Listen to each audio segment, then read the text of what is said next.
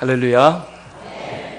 이 밤에 예배 드리는 모든 분들에게, 특별히 찬양대를 섬기시는 모든 분들에게 하나님의 풍성하신 은혜가 있기를 바랍니다. 왜 우리에게 은혜가 필요합니까? 하나님 은혜 없이는 한순간도 살 수가 없고, 또 하나님의 은혜가 없이는 하나님의 뜻도 이룰 수 없고, 또 하나님의 은혜 없이는 우리의 힘으로는 하나님께서 기뻐하시는 찬양, 하나님께서 기뻐하시는 예배 드릴 수 없기 때문에 우리에게 하나님의 은혜가 필요한 줄 믿습니다. 이 밤에 오늘 예배 가운데 하나님의 풍성하신 은혜가 넘치기를 바랍니다. 저는 15년 만에 남부민 중앙교회에 왔습니다. 속으로 왜 오셨지? 이렇게 생각하실 것 같은데, 교육자로 온 것도 아니고요, 강사로 온 것도 아닙니다. 15년 전에 어느 자매님을 만나러 교회에 왔었습니다. 그 자매님이 제가 그 찬양 들으면서 눈을 크게 뜨고 찾아보았는데, 그 자매님이 오늘 안 보이는 것 같아요. 15년 전에 그 플룻을 전공하는 자매였는데, 쥐희를 하게 됐다고, 교회에서. 제가 그때 성악을 공부하고 있었는데, 발성하고 노래를 배우고 싶다고. 그래서 이 건물을 건축하기 전에 교육관 1층에서 몇 달 동안 그 자매님을 만나서 노래를 가르쳐주고 또 발성을 배운 기억이 납니다. 그때도 참, 그 자매님 참 대단하다 그렇게 생각했는데, 시간이 지나고 또 오늘 설교하기 위해서 이런저런 생각을 하다가 정말 그 자매님 참 너무너무 귀하고 아름답다라는 그런 생각을 했습니다. 자신의 부족함을 알고 또 주님을 섬기고 교회를 섬기는 일에 자신이 이렇게 헌신하는 일이 얼마나 아름답습니까? 이런 열정이 넘치는 남부민 중앙교회에 올 수 있게 돼서 너무너무 영광스럽게 생각합니다. 제가 질문 하나 드리겠습니다. 음식 조절을 못하고 음식 많이 먹으면 어떻게 됩니까? 그렇죠. 뭐라 말씀하시는데 살도 찌고 몸이 힘들어지고 병도 날 것입니다. 몸에 문제가 생기는 것이죠. 그런데 하나님의 말씀 많이 먹으면 어떻게 됩니까? 할렐루야, 아멘. 하나님 말씀 많이 먹으면 문제가 생기는 것이 아니라 오히려 더 건강해지는 줄 믿습니다. 문제가 해결되고 우리의 삶이 복되게 하시는 줄 믿습니다. 이미 여러분들은 좋으신 담임 목사님 통해서 또 모든 부교역자님을 통해서 살아계신 하나님의 말씀을 듣고 계시고 또 좋은 예배자로 섬기고 계시는 줄 믿습니다. 그렇지만 오늘 부족한 종을 통해서 하나님께서 우리에게 들려주시기를 원하시는 하나님의 말씀이 분명하게 있는 줄 믿습니다. 아멘. 자, 오늘 우리가 읽은 본문은 하나님께서 우리가 드리는 예배를 거절하실 수도 있다라고 그렇게 말씀합니다. 여러분, 예배가 무엇입니까? 예배는 하나님과의 만남이 예배입니다. 하나님과의 만남을 통해서 우리는 기뻐하고 행복해하고 또 하나님께서 주시는 은혜를 누리게 됩니다. 이스라엘 백성들이 애굽에서 노예 생활하면서 애굽을 탈출한 이유가 무엇입니까? 자유를 얻는 것이 목적입니까? 아니면 하나님께서 말씀하신 가나안 땅에 들어가는 것이 목적입니까? 자유를 얻는 것도 아니고 가나안 땅에 들어가는 것도 목적이 될 수 없습니다. 출애굽한 백성들이 가나안 땅에 들어가는 것은 다른 이유가 아니라 하나님을 예배함이 목적이라고 말씀하고 있습니다. 출애굽기 5장 1절 말씀해 보면 모세와 아론이 바로에게 가서 이르되 이스라엘 하나님 여호와께서 이렇게 말씀하시기를 내 백성을 보내라. 그러면 그들이 광야에서 내 앞에 절기를 지킬 것이니라 라고 말씀하고 있습니다. 광야에서 절기를 지킨다는 것이 무엇입니까? 지금으로 말하면 예배 드린다는 것입니다. 이스라엘 백성들이 애굽을 탈출한 이유는 하나님 앞에 예배 드리기 위함이라는 것입니다. 우리가 잘 아는 말씀이죠. 이사야 43장 21절 말씀. 이 백성은 내가 나를 위하여 지었나니 나를 뭐하게 하려 함이라? 나를 찬송하게 하려 함이라 라고 말씀합니다. 우리를 하나님의 백성, 하나님의 자녀 삼으신 이유가 하나님을 예배하고 하나님을 찬송하기 위함이라고 말씀하고 있는 것이죠. 요한복음 4장 23절 24절 아버지께 참되게 예배하는 자들은 영과 진리로 예배할 때가 오나니 곧 이때라. 아버지께서는 자기에게 이렇게 예배하는 자들을 찾으시느니라. 하나님은 영이시니 예배하는 자가 영과 진리로 예배할지니라 라고 말씀하고 있습니다. 이렇게 예배하는 자들을 찾으시고 이렇게 예배하는 자들을 하나님께서 원하시는데 오늘 본문에는 예배를 거절하실 수 있다라고 말씀하고 있습니다. 왜 그럴까요? 자, 오늘 본문으로 함께 들어가 보십시다. 이사야 선지자는 하나님의 백성인 이스라엘 백성들을 지금 어떻게 부르고 있습니까? 10절 말씀 보십시오. 너희 소돔의 관원들아 여호와의 말씀을 들을지어다. 너희 고모라의 백성들아 우리 하나님의 법에 귀를 기울일지어다. 여러분, 소돔과 고모라 하면 생각나는 것이 무엇입니까? 죄악으로 가득 찬 도시, 음란한 도시, 의인 10명이 없어서 망한 도시가 소돔과 고모라 아닙니까? 창세기에서 이미 멸망한 도시의 이름이 여기에 나오는 이유가 무엇입니까? 이스라엘의 영적인 상태가 지금 소돔과 고모라 같다는 것입니다. 여호와의 말씀을 들을지어다. 하나님의 법에 귀를 기울일지어다. 무엇을 말합니까? 이스라엘 백성들은 하나님의 말씀에 관심이 없었다는 것입니다. 그렇다면 이스라엘 백성들의 구체적인 문제가 무엇입니까? 11절 말씀을 함께 읽어보겠습니다. 여호와께서 말씀하시되 너희의 무수한 재물이 내게 무엇이 유익하뇨? 나는 순양의 번제와 살찐 짐승의 기름에 배불렀고 나는 수송아니라 어린 양이나 순염소의 피를 기뻐하지 아니하노라. 이게 무슨 말입니까? 무수한 재물도 필요 없고 제사를 드리는 짐승에 배불렀다고 말씀하십니다. 또 피를 기뻐하지 않겠다라고 말씀하십니다. 12절에는 너희가 내 앞에 뭐하러 오니? 보이러 오니. 예배 드리기 위해서 성전에 올라오는 것이 아니라 너희가 내 앞에 보이러 온다고 말씀하고 있습니다. 자, 예배 드리기 위해서 성전에 올라가는 것이 아니라 마당만 밟고 간다는 것입니다. 13절에는 헛된 재물을 다시 가져오지 말라. 분향은 내가 가증히 여기는 바라고 말씀하고 있습니다. 재물을 드리긴 드리는데 그것이 헛된 재물이라는 것이죠. 이렇게 제사하는 것 내가 가증히 여긴다라고 우리 하나님께서 말씀하고 있습니다.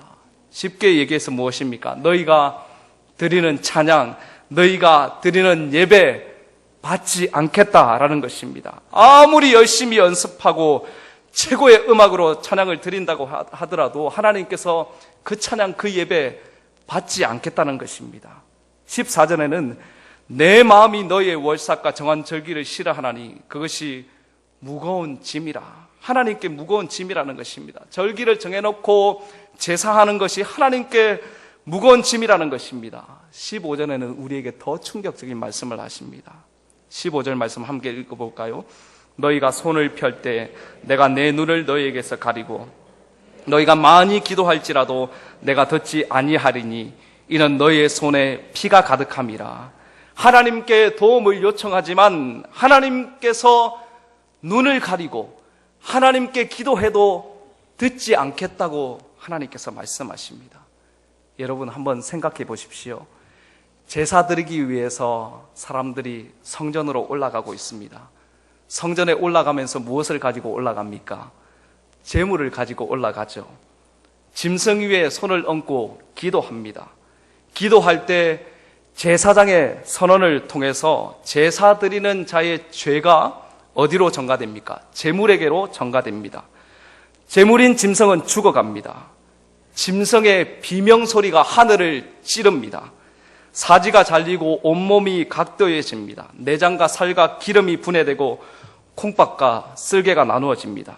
짐승들이 죽어가는 그 자리는 한마디로 피바다입니다. 이런 제사의 현장이 여러분들 어떻게 느껴지십니까? 살아있는 양심과 영적인 민감함을 가지고 있는 예배자들이라면 그렇게 죽어가는 짐승의 모습 속에서 무엇을 느끼겠습니까? 내가 죽어야 하는데, 내가 죽어야 하는데, 내가 죽어야 하는데 내 대신 짐승이 대신 죽는구나. 자신의 죄인됨과 내 죄값을 갚으시는 그 하나님의 은혜, 이것이 제사 드리는 자들에게 제일 먼저 깨닫게 되는 것입니다. 죽음을 당하는 것은 재물이지만 이미 그 아픔은 예배자의 심령 깊이 다가오는 것입니다. 통곡과 참회의 눈물로 죽어 마땅한 자신의 모습을 발견하게 되는 것입니다. 이런 제사 의식을 통해서 바로 전적으로 타락하고 죄된 자신의 모습을 보게 되는 것이죠. 하나님, 은혜 아니면 살 수 없는 존재이구나 라고 생각하게 되고, 하나님 붙들지 않으면 살아갈 수 없는 자신의 모습을 보게 되는 것입니다. 그리고 이 제사는 죄로 가득 차 있는 이방 문화에 젖어 살아가는 하나님의 백성들이 오직 진리 대신 하나님만을 붙들 수 있는 것이 바로 이 제사입니다. 이런 제사를 하나님께서 왜 받지 않겠다고 말씀하고 있습니까? 여러분, 이사야 1장 2절 말씀 한번 보겠습니다. 하늘이여 들으라, 땅이여 귀를 기울이라. 여호와께서 말씀하시기를 내가 자식을 양육하였거늘 그들이 나를 거역하였도다. 지금 하나님과 이스라엘 백성들의 관계를 어떻게 설명하고 있습니까? 아버지와 아들로 설명하고 있습니다. 내가 자식을 양육하였거늘 그 자녀가 나를 뭐 하였다는 것입니까? 거역하였다는 것입니다. 자녀 잘 키웠는데 나중에 부모님이 저에게 해준 건 뭐예요? 난 부모 없어요. 내 마음대로 할 거예요. 여러분, 부모 입장에서 이런 말 들으면 정말 피가 거꾸로 서지 않겠습니까? 저에게도 4명의 자녀가 있습니다. 네. 네. 하나님께서 은혜를 주셨습니다. 첫애가 이제 초등학교 4학년 되고요. 둘째가 이제 2학년 되고, 셋째가 이제 초등학교 1학년 입학하고, 넷째가 이제 5살입니다. 아직 자기 일을 스스로 하기 힘든 나이이기 때문에 양육하기가 참 쉽지 않습니다. 참 힘듭니다. 힘들지만 여러분 행복하다는 사실을 알아주시기 바랍니다. 근데 이 자녀들 정말 최선을 다해서 양육했는데 나중에 저에게 와서 아버지가 저에게 해준 건 뭐예요? 저는 아버지 같은 사람 없어요. 예, 이런 말 들으면 기가 막힐 노릇 아닙니까? 그렇죠. 그렇죠, 그죠? 네. 지금 이스라엘 백성들의 상황이 그렇다는 것입니다. 내가 자녀를 양육하였거늘 그 자녀가 하나님의 은혜를 모르고 있다는 것입니다. 3절에 보면 소는 그 임자를 알고 나귀는 그 주인의 구유를 알건만은 이스라엘은 알지 못하고 나의 백성은 깨닫지 못하는도다. 소와 나귀는 주인을 알지만 이스라엘 백성들은 짐승보다 못하다는 것입니다. 그 주인이신 하나님을 알아보지 못하고 있다는 것입니다. 짐승은 밥 먹여주고 또 키워주면 주인도 알고 주인의 발자국 소리도 알고 주인의 소리도, 말하는 소리도 기억합니다. 그런데 지금 이스라엘 백성들이 그 하나님을 알지 못하고 있다는 것입니다. 4절에는 슬프다 범죄한 나라요 허물진 백성이요 라고 되어 있습니다. 슬프다의 히브리어 표현은 아이고 여러분 곡소리 아닙니까? 우리 하나님께서 지금 하나님의 백성들, 이스라엘 백성들을 바라보면서 이렇게 한탄하시고 이렇게 마음 아파하고 있다는 것입니다. 이스라엘 백성들은 예배 드리지만, 찬양을 드리지만 하나님의 마음에는 전혀 관심이 없었습니다. 하나님의 말씀에는 관심이 없었습니다. 그러나 여전히 제사 드리고 있습니다. 세상 사람들처럼 똑같이 악을 행하고 그들과 세상 사람들과 다른 점은 딱 한 가지 있습니다. 시간 되면 제사 드린다는 것입니다. 제사 드리면서 그들이 죄를 뉘우치거나 마음을 돌이키는 것은 전혀 볼 수 없습니다. 예전에 하던 대로 절기는 지키고 분향은 하고 있습니다. 오늘 찬양대를 섬기고 있는 우리 모두도 마찬가지입니다. 마음은 하나님에게 전혀 관심이 없고, 마음은 하나님의 말씀에는 전혀 관심이 없으면서 습관적으로 찬양하고 있지는 않습니까? 찬양할 때는 거룩한 모습으로 찬양하는데 일상의 삶에서는 전혀 거룩하게 찬양드린 그 찬양의 모습은 전혀 찾아볼 수 없고, 삶의 예배, 영광스러운 삶의 예배를 드리지 못하고 있지는 않습니까? 오늘 이 본문을 통해서 저는 두 가지로 생각해 보려고 합니다. 첫 번째로, 악한 행실을 버리는 예배자가 되어야 한다는 것입니다. 한번 따라 하겠습니다. 악한 행실을 버리는 예배자 됩시다. 한 번 더 따라 하겠습니다. 악한 행실을 버리는 예배자 됩시다. 13절에 성회와 아울러 악을 행하는 것을 내가 견디지 못하겠노라 라고 말씀합니다. 15절은 너희가 많이 기도할지라도 내가 듣지 아니하리니 이는 너희의 손에 피가 가득함이라 라고 말씀합니다. 하나님의 자녀들의 실제적인 삶에 하나님의 말씀에 관한 관심이 전혀 없었다는 것을 잘 보여주는 말씀입니다. 사랑하는 성도 여러분, 하나님의 은혜가 왜 필요합니까? 여러분에게 왜 하나님의 은혜가 필요합니까? 왜 하나님의 도우심이 필요합니까? 편안하고 안락하고 높은 스펙을 쌓고 세상에서 실력 있는 사람 되기 위해서 하나님의 은혜가 필요합니까? 결혼하기 위해서, 좋은 직장 들어가기 위해서 하나님의 은혜가 필요합니까? 물론 넓은 의미에서 보면 하나님의 은혜가 필요하지 않은 영역은 없는 줄 믿습니다. 그렇지만 단지 이것만을 위해서 하나님의 은혜가 필요한다면 문제인 것입니다.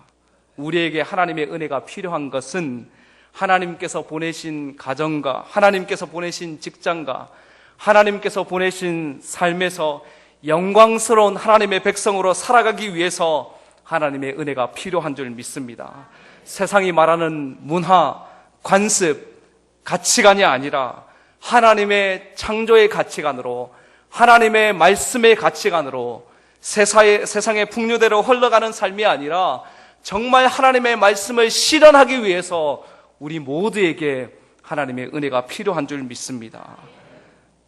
16절에는 너희는 스스로 씻으며 스스로 깨끗하게 하여 내 목전에서 너희 악한 행실을 버리며 행악을 그치고 라고 말씀하고 있습니다.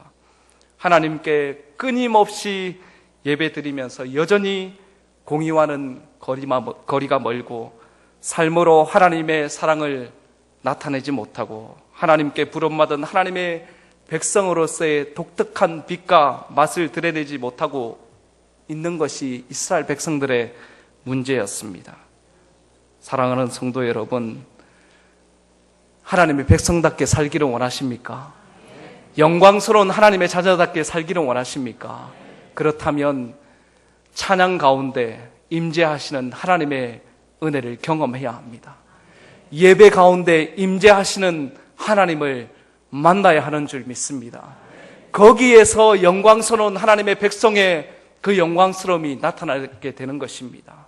예배 드리면서 습관적으로 찬양하고 습관적으로 예배하시기 말기 바랍니다. 정말 온 마음을 다하여서 온 정성을 다하여서 찬양하시기 바랍니다. 예배하시기 바랍니다. 예배 가운데 임재하시는 하나님을 만나면 우리는 할 수 없지만, 우리의 능력으로는 할 수 없지만 하나님의 성품은 공의롭고 정의로우시고 사랑이 많으시기 때문에 찬양 가운데 임재하시는, 예배 가운데 임재하시는 하나님의 놀라우신 은혜를 경험하면 악한 모든 관습들을 버리고 세상에서 정말 영광스러운 하나님의 백성으로 하나님께서 세워주실 줄 믿습니다. 사랑하는 성도 여러분, 한국 교회가 많은 욕을 먹고 있습니다. 세상이 교회를 걱정하고 있습니다. 여러분이 이제 해야 합니다. 다른 것을 보여야 합니다. 하나님의 나라의 소유된 백성으로, 천국 백성으로서 이 땅의 삶이 정말 힘들고 어렵지만, 믿음으로 사는 것이 어렵지만, 천국 백성으로 살아가는 것이 어렵지만, 말씀을 실천하는 것이 어렵지만, 하나님께서 우리를 하나님의 백성으로 세우신 목적이 무엇입니까? 악한 행실을 버리고 하나님께서 보내신 세상 속에서 영광스러운 하나님의 백성으로 살아가기 위해서 우리를 부르신 줄 믿습니다. 악한 행실을 버리는 영광스러운 예배자들 되시기를 주님의 이름으로 축복합니다. 두 번째로 마음의 예배를 드리는 예배자 되어야 한다는 것입니다. 한 번 더 따라하겠습니다. 마음의 예배를 드리는 예배자 됩시다.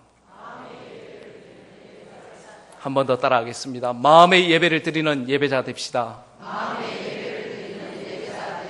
이스라엘 백성들이 얼마나 많은 예배를 드렸습니까? 수많은 예배를 드렸습니다. 하나님께서 가증하게 여기신다고 역겹다고 말씀하십니다. 그들의 문제는 무엇입니까? 그 마음 중심에 정말 하나님을 경외하는 마음, 하나님 말씀을 사랑하는 마음이 없었던 것이 문제였습니다. 하나님께서 싫어하시는 것은 바로 이런 외식을 하나님께서 싫어하십니다. 제사 행위 자체가 문제가 아니라 마음이 없는 제사, 마음이 없는 찬양, 마음이 없는 예배가 싫다고 우리 하나님께서 지금 말씀하시는 것입니다. 몸은 예배 드리는 장소에 와 있는데, 몸은 찬양 드리는 장소에 와 있는데 전혀 그의 마음은 하나님께 마음이 전혀 없다는 것입니다. 이런 위선적인 찬양, 이런 위선적인 예배 하나님께서 싫다고 말씀하시고 정말 견디기 힘들다라고 하나님께서 말씀하시는 것입니다. 여러분, 지금까지 몇 번의 찬양, 몇 번의 예배를 드리셨습니까? 저는 어릴 때부터 교회 생활을 했기 때문에 수없이 많은 찬양을 드리고 수없이 많은 예배를 드렸습니다. 그러나 지금 생각해 보면 정말 가사 한 절 한 절에 마음을 심고 온 인격을 실어서 주님을 찬양하고 주님을 예배한 적은 그렇게 많지 않은 것 같아요. 여러분들은 몇 번의 예배를 드리셨습니까? 몇 번의 찬양을 드리셨습니까? 하나님은 그런 것에 전혀 관심이 없으세요.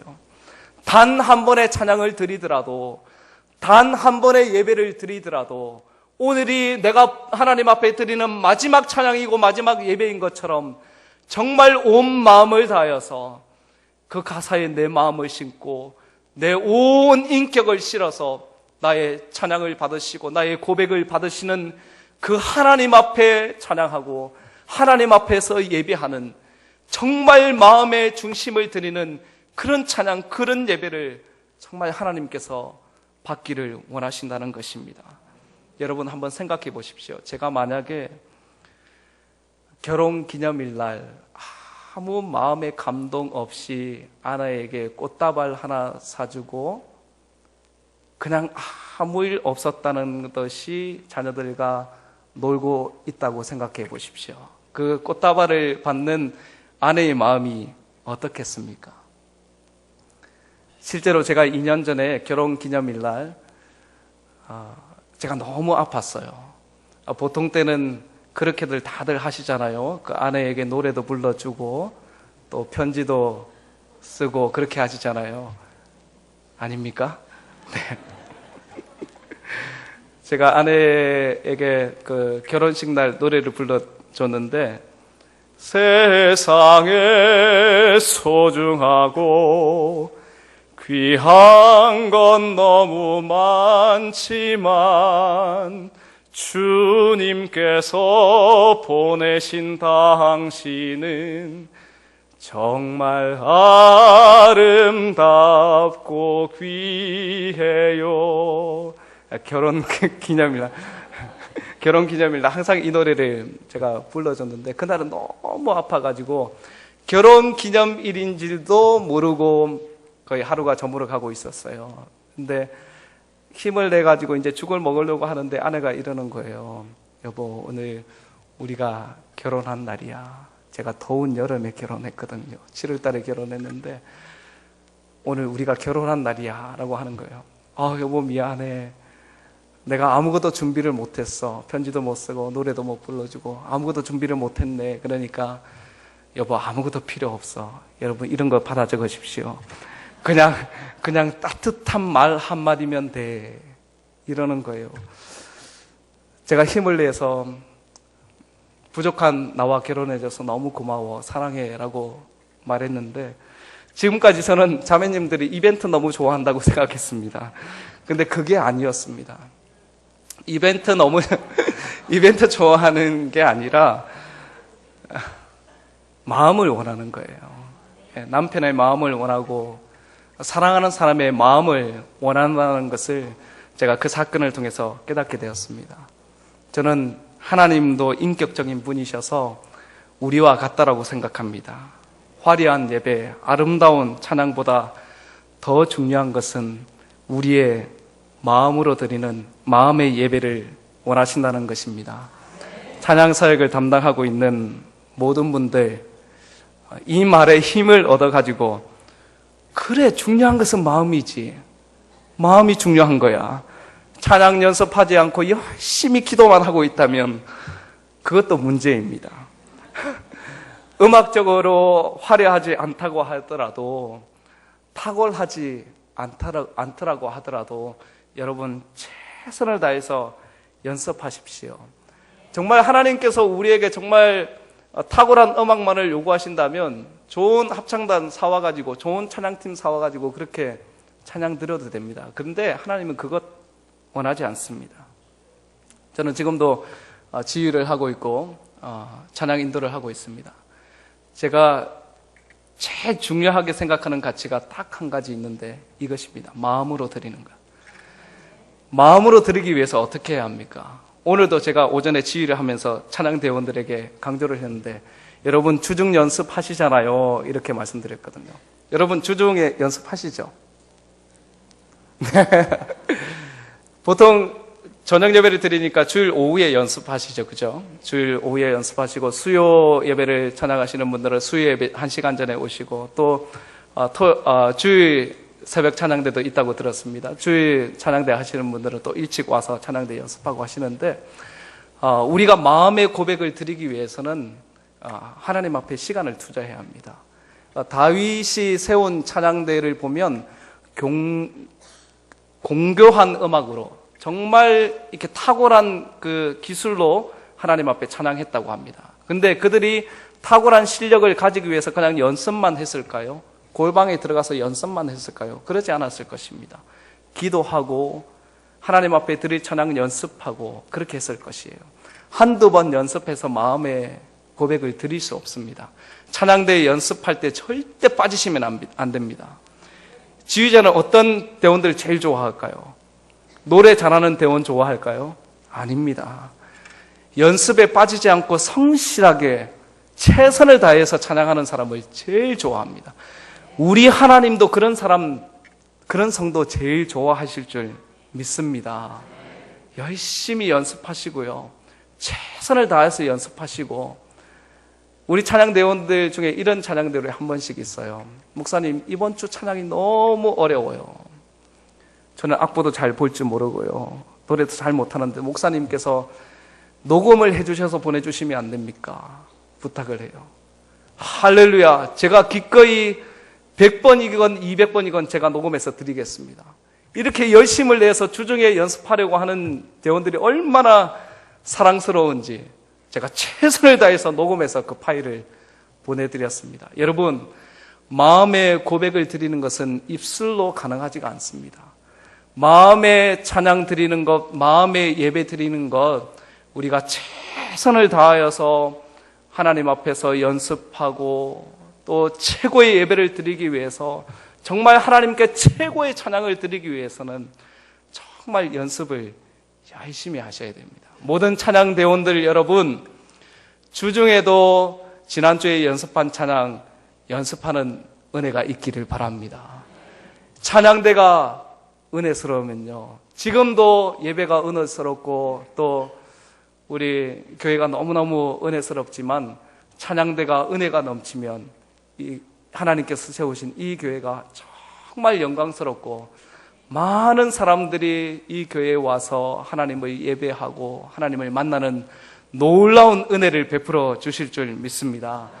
제가 좋아하는 찬양, 우리 예배 전에 불렀던 찬양인데요, 79장 찬송이었는데, 가사를 3절, 4절 가사를 좀 띄워주십시오. 그리고 템포를 좀 느리게 반주해 주시면 좋겠습니다. 여러분, 가사 말씀을 생각하시면서 3절, 4절 말씀 찬양을 같이 한번 고백하겠습니다. 주 하나님 지으신 모든 세계.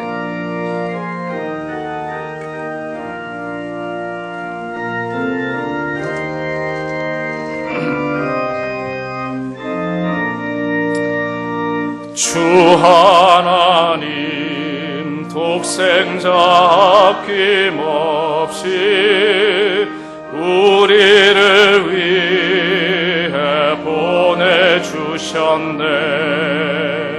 십자가에 피 흘려 죽으신 주, 내 모든 죄를 대속하셨네. 주님의 높고 위대하심을 내 영혼이 찬양하네. 주님의 높고 위대하심을 내 영혼이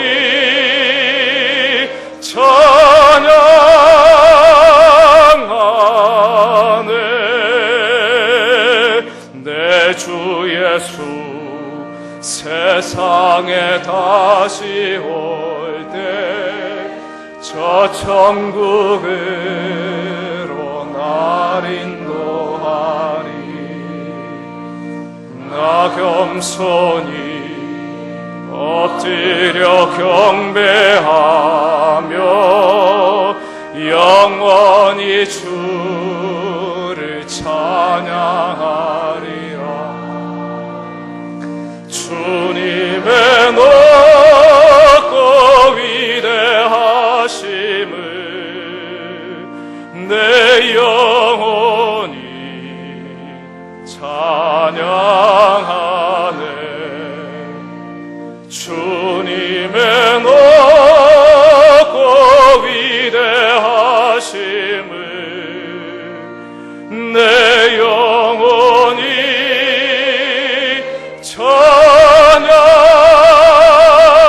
찬양하. 우리 4절 다시 한 번 더. 내 주 예수, 내 주 예수 세상에 다시 올 때 저 천국으로 날 인도하리.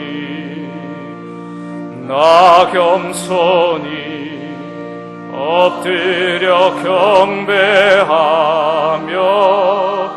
영원히 주를 찬양하리라. 주님의 높고 위대하심을 내 영혼이 찬양